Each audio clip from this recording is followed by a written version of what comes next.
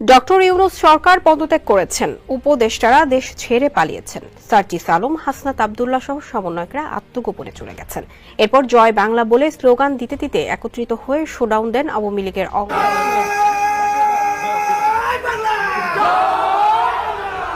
বৈষম্য বিরোধী ছাত্র আন্দোলনের সমন্বয়কদের উপর হামলার ঘটনা ঘটেছে।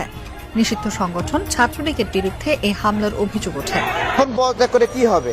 যে ক্রুশিয়াল মোমেন্টে তাদের সেবা প্রয়োজন ছিল, সেই সময় সেবা না দিয়ে রাজনীতি করে বেড়াচ্ছে। দেশ পরিচালনায় সম্পূর্ণ ব্যর্থ হয়ে সুইজারল্যান্ড ভ্রমণের বাহানায় দেশ ছেড়েছেন ডক্টর মোহাম্মদ ইউনূস। বিশেষজ্ঞরা আশঙ্কা করছেন ব্যর্থ ইউনূস সরকার অতি শীঘ্রই সুইজারল্যান্ড থেকে পদত্যাগপত্র পাঠিয়ে দিবেন। অন্যদিকে ডক্টর ইউনূস দেশ ছাড়ার পর থেকে রাজপথ দখলে রয়েছে আওয়ামী লীগের নেতাকর্মীদের। বিভিন্ন জেলায় ইতিমধ্যে ছাত্রলীগের নেতাকর্মীরা সমন্বয়কদের উপর হামলে পড়েছে। এই মুহূর্তে এক প্রকার গা ঢাকা দিয়েছে সমন্বয়ক উপদেষ্টারা।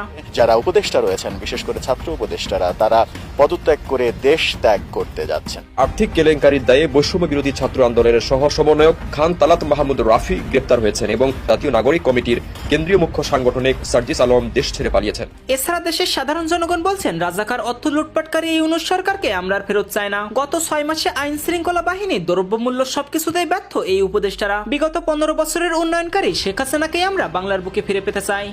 ইউনূস রাজনৈতিক ব্যক্তিত্ব না, ওনারে সবাই আপনার সাপোর্ট করবেন। কোথায় এরকম উন্নয়নমূলক কর্মকাণ্ড করছে? একমাত্র আওয়ামী সরকারই পারে। বাংলাদেশ আওয়ামী লীগ ঐতিহ্যবাহী সংগঠন। আমার তো মনে হয় না যে আওয়ামী লীগ ছাড়া নির্বাচন হইলে এটা গ্রহণযোগ্যতা অর্জন।